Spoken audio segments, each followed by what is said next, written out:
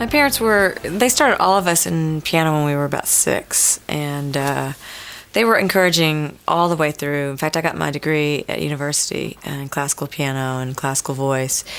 But it wasn't until I came home after teaching school for a couple of years where I said I was going to move to California that they were like, really? You really are going to do this music thing?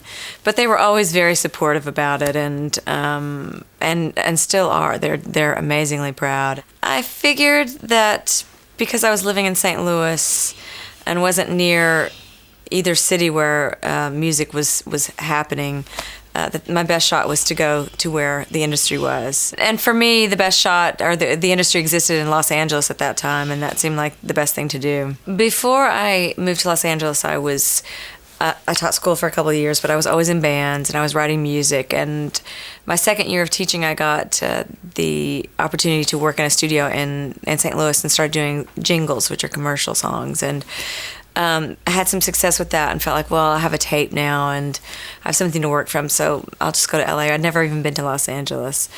And I kind of flipped a coin. It's like Los Angeles or New York, and New York seemed so much more daunting. And so, to leave home, and especially being from a small town, it was daunting and exciting. I first got out there, I lived with some friends at the beach, and for 2 months I just scoured through directories about where all the recording studios were, thinking that if I just take my tape to studios that maybe somebody will hire me, which was very naive, but ultimately that's kind of what did happen. I wound up going to all the wrong places, and people kind of led me to the right places. And then after a couple of months of being there, I moved closer to town and got a job as a waitress in a jazz club. And I got my tape out to some musicians and just started to get work. And then about 6 months in, I got an audition with Michael Jackson for the Bad Tour and went on the road with him for nearly 2 years as a backup singer. The entire experience of working with Michael and being on that tour everything was new for me. I'd never traveled extensively. I think I'd been to Mexico and that was it. And I didn't even own a passport. And literally after landing that gig, a month later we were playing Yokohama Stadium for 65,000 people with arguably the most popular pop figure in the world. And I learned a lot. It was a crash course in music industry and how everything works, and also I got an immense amount of experience that I wouldn't have gotten any other way. And I really got to watch, I think, the consummate professional doing an art form that he really created every single night with perfection. Well, after being turned down by every single record label in Los Angeles, I met Hugh Padgham at a party for Sting and wound up talking with him for a long time about what I was doing. And he asked me if I had a tape, and of course I did. And after a couple of days, he called me and said, I listened to your tape and I really love it, and I would like to try to do something with it, so I'm going to take it to A&M Records, which is where I have my relationship. And that's how I got my record deal. The album the experience of making the album was just an incredible learning experience. And I think that the problem with it was the marriage of Hugh and I was not completely in sync as far as the direction. I'd made my demo on much like what Pro Tools is now, that version of it back 20 years ago, and it was very slick, but it was the only way I could record because I didn't have any money, so I made it with a friend and a computer. And I think sometimes you can get very committed to the demo and not be able to get outside of that vision. And so when the album was completed, I felt like it was so slick and almost generic sounding that if it went out, I would never be, I wouldn't stick out, I wouldn't be remembered, and I felt like it would be a bit of a really short career.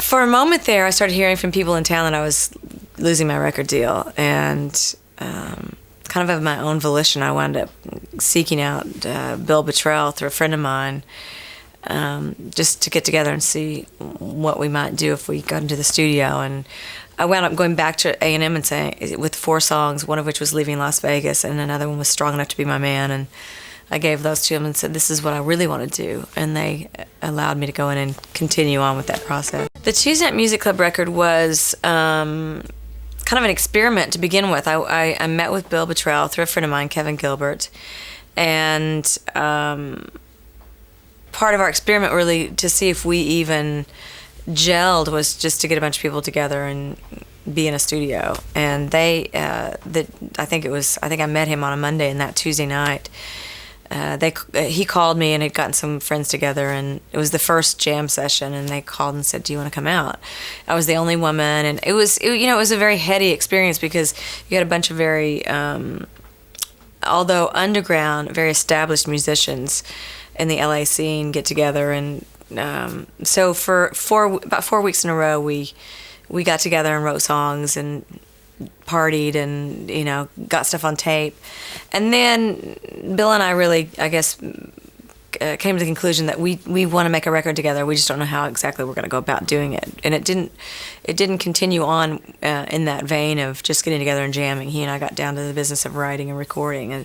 But that was the original inspiration for the record, which was how the name came about. Well, part of I think part of the experience of being out in Pasadena and running around with this crew of guys was getting together and hanging out. Like we went to every haunt in LA and we'd stay out all night and talk about conspiracy theories and very intellectual. We were kind of literati, if you will. And one night we got together after having had I can't even count how many margaritas, and wound up going to a bookstore and bought a little tiny thin book of poetry, as well as a lot of other obscure books, and went back to the studio and started playing music. And Bill handed me this little tiny poetry book, and I started singing the lyrics from the first poem in the book, which was called Fun, by this guy named Win Cooper, who was come to find out later on, a professor at some school, maybe in Vermont, a liberal arts school.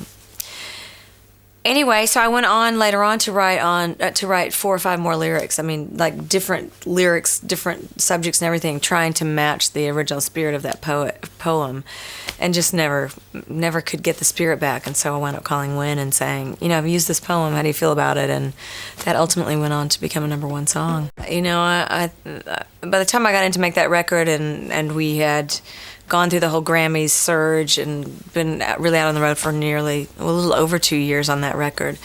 I was exhausted and really tired of playing the same music every night for 2 years, and ready to make a new record, and had a lot of naysayers in the press. I think creating this mythology that I'd had nothing to do with my record, and there was a lot of controversy around the characters on the record, and I was really itching to go in and just make an artistic statement that felt like belonged solely to me and spoke to who I was, which is why I named the record Sheryl Crow. The fact that record became successful with, I think, 4 or 5 different songs that were really all about my life experience, it did feel like, okay, now I'm introducing myself, and from here is what matters, not from the first record, but really from this moment forward is where I get to actually create my artistic statement in the world.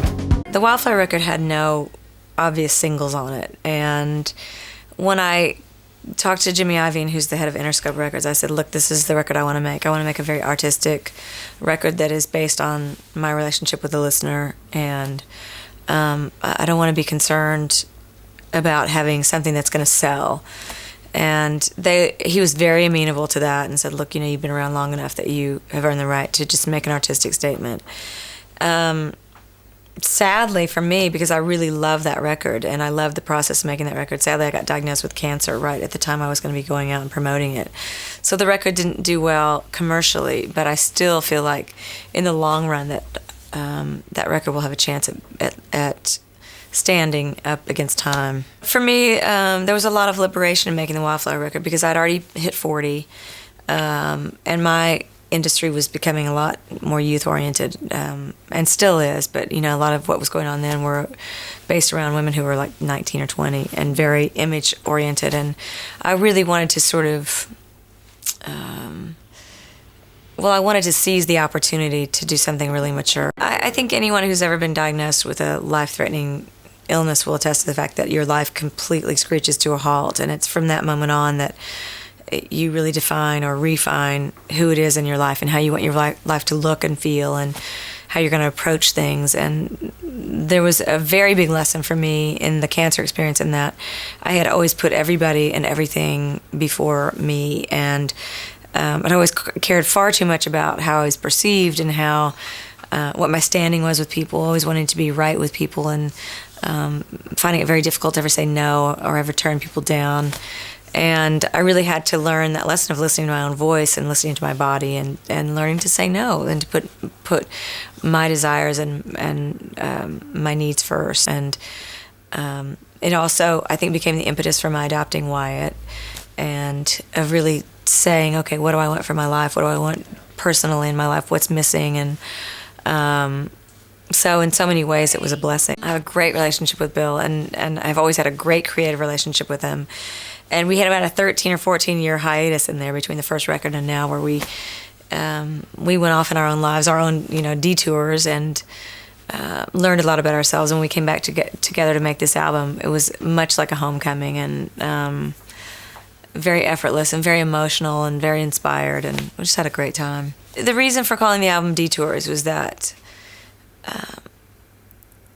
for all of us who think that we control our lives, or all of us who think that we work hard and we make things happen, that there's a lot of unknown out there. There's a lot of fragility to the human experience, and you can be completely fit and be a good person and get diagnosed with cancer, and it happens. And there's so many unknown variables, but I think where we learn the most about ourselves is when our life does take us on a detour, where we get off of what that known course is, and it's on the way back that we really meet ourselves, and that we have the opportunity to refine or define who we are, and it helps us to remember who we are, who we meant to be. And my cancer experience and all the things that were going on in my personal life at that moment really did do that for me.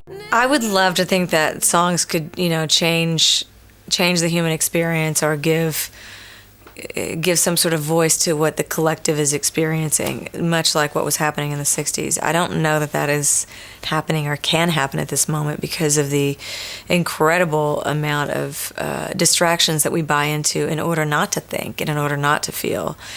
And I think where we've gotten ourselves, particularly in America, is to the pinnacle of that, of choosing not to feel and choosing not to emotionally invest, and instead investing in materialism and reality TV shows and tabloidism in order not to face the devastation that's happening around us, and what kind of heart commitment that would require of us. And slowly I do find now that people are waking up, and largely due to the fact that the environment is peeking in the window every moment now and saying, hello, you have to wake up now, because the planet can't sustain all of this greed and this distraction. I would love to have the impact that a Dylan has, or a Joni Mitchell, or a Richie Havens, or any of these great, Pete Seeger. I don't kid myself in thinking that that's the way it is anymore, because people don't even feel like they should have to buy or have to pay for art. And to me, art is the one thing that really does catalog who we were in our history. When this generation of people is gone, or when these centuries of people are gone, the only thing that really leaves its mark is the art that we've created. And it's a little disconcerting that at this moment in our history, when things are really chaotic, that what is documenting us is a lot of vacuous music, and people not even feeling like there's any merit to music or art, that they should even have to buy it or pay for it.